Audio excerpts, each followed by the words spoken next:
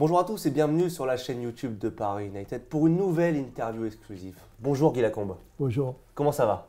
Ça va. On le rappelle pour peut-être les plus jeunes qui ne vous connaissent pas, vous avez été entraîneur du Paris Saint-Germain entre décembre 2005 et janvier 2007. On va revenir évidemment sur votre carrière au PSG avec en point d'orgue cette victoire en Coupe de France en 2006 au Stade de France contre l'Olympique de Marseille. On va évidemment parler de ce PSG, de votre passage au PSG, mais avant ça, je vais prendre un peu de vos nouvelles. Qu'est-ce que vous devenez? Voilà, c'est quoi aujourd'hui vos journées, votre rythme, ce que vous avez fait récemment? Ce que je deviens, c'est que en 2013, je suis venu à la Fédération française de football. J'ai été instructeur, donc voilà, je m'occupais du BEPF. J'ai eu sous ma coupe pas mal d'entraîneurs, et dans le tutorat notamment. Et puis ensuite, donc en 2019, j'ai pris la retraite et je suis revenu chez moi.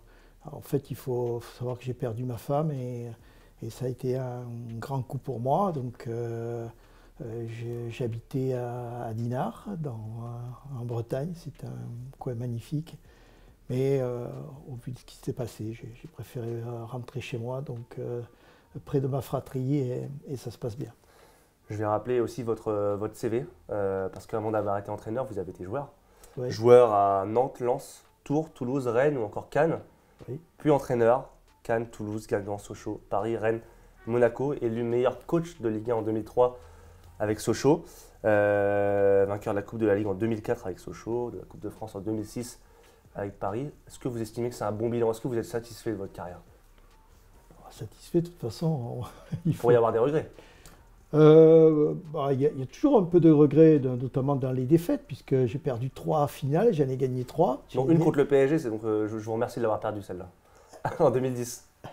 Oui, et je suis un peu déçu par rapport à ce match-là, mais bon. Après, je pense que j'ai gagné donc avec l'équipe de Cannes, la Gambardella. J'ai gagné la Gambardella en 95. J'ai gagné la Coupe de la Ligue donc avec Sochaux, et la Coupe de France, qui reste pour moi quand même le point d'orgue, parce que la Coupe de France, pour moi, ça représente vraiment le football.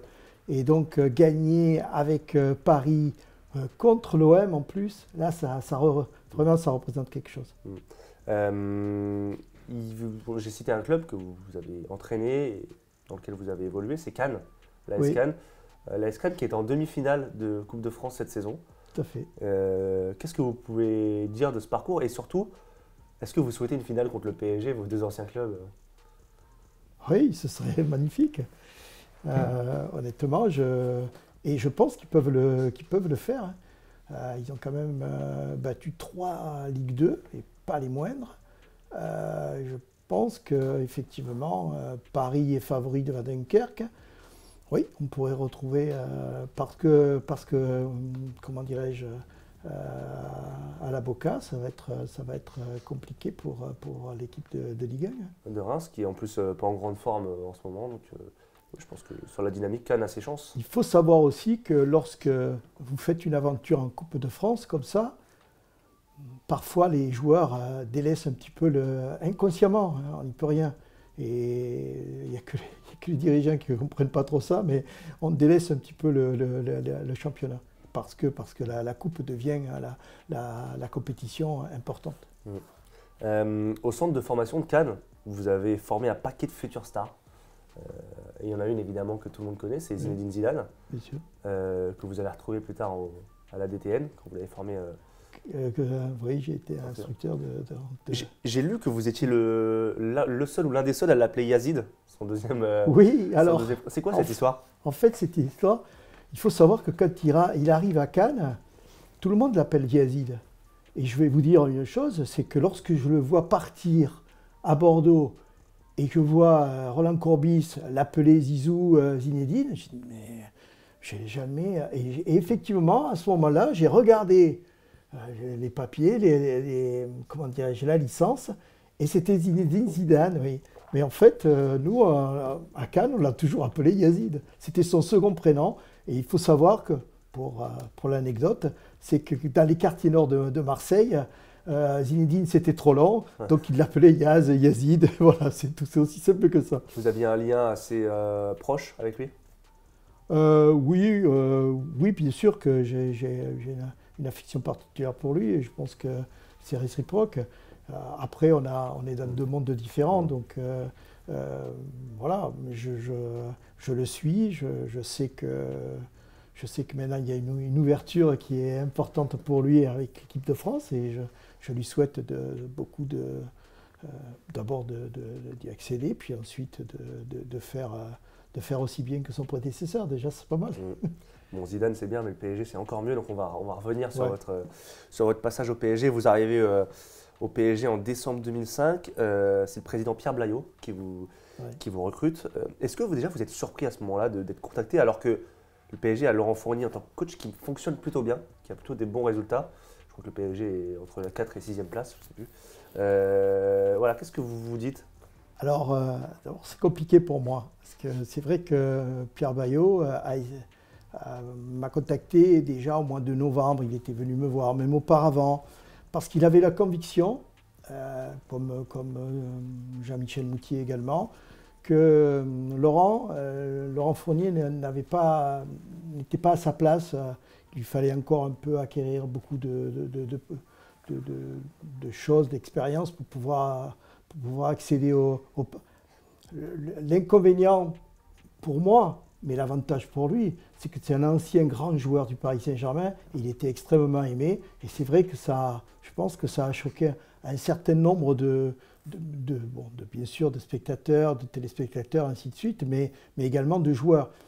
Il y en a certains, effectivement, qui ont souhaité un changement, et puis d'autres qui ne le souhaitaient pas, bien sûr. Donc c'est compliqué pour moi. Oui, de toute façon, on aura le temps d'y revenir. Ça n'a pas été une période facile pour le PSG sportivement. Quelle équipe vous trouvez à ce moment-là, quand vous arrivez d'un point de vue à la fois footballistique et psychologique? Alors, je trouve une équipe qui a des qualités indéniablement. Il y a des joueurs, des bons joueurs, mais il manque sincèrement des leaders et des joueurs de caractère qu'il y avait auparavant. Je pense à Gabi Heinz, Sorin, ainsi de suite, que j'ai essayé de faire revenir à la mi-saison. Je vais vous expliquer que à peu près mi-mars, j'ai une réunion avec un repas donc avec le président et on fait le bilan un petit peu des 2 premiers mois que j'ai exercé à Paris. Et je lui fais le constat, je lui dis oui, ils sont de bons joueurs, mais ce n'est pas des joueurs pour Paris Saint-Germain, ce n'est pas des compétiteurs, c'est pas des. On a besoin. Et il me dit écoute, ça correspond, on a fait une étude psychologique, un audit en début de saison. Je ne te l'avais pas dit, mais ça correspond à ce que tu nous dis. Donc on va faire l'effort. Je vais demander à Canal+, à peu près 40 millions, je me souviens à peu près du chiffre, pour pouvoir recomposer un effectif. Parce qu'on savait que c'était un groupe qui aurait végété, quoi, bien sûr. C'est ce qui s'est passé d'ailleurs. Bon. Et on a eu la chance, et c'est dû aux joueurs, c'est dû à tout l'environnement du club, c'est de cette aventure de Coupe de France. Et donc, avec cette aventure de Coupe de France, il y a eu, des très bonnes choses puisqu'il y a eu un titre, et j'en suis le premier avis. Mais également, il y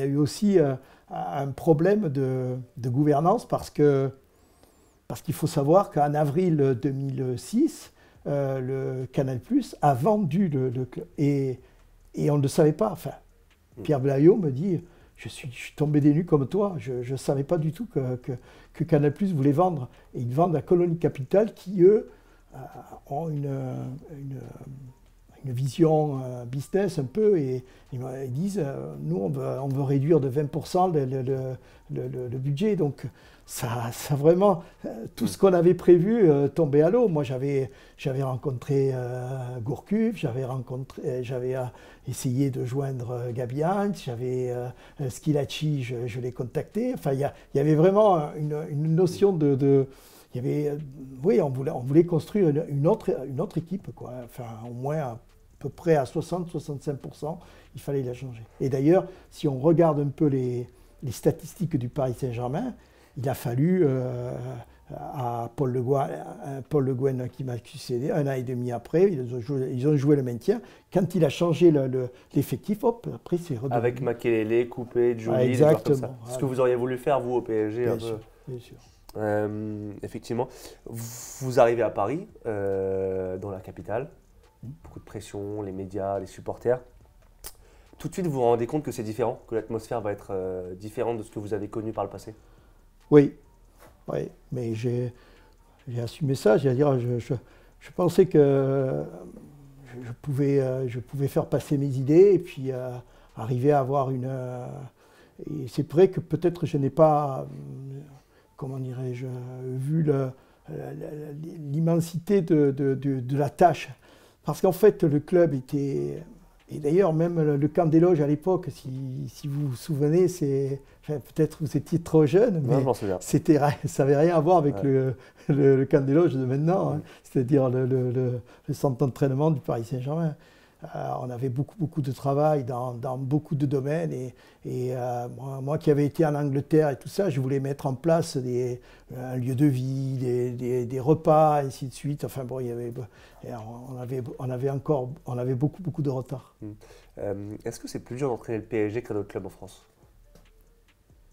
C'est plus dur d'entraîner Paris Saint-Germain. Ouais. Ah oui, pour un entraîneur, de toute façon, Paris, comment dirais-je, Marseille sont des clubs très particuliers. Médiatiquement, bon, il faut être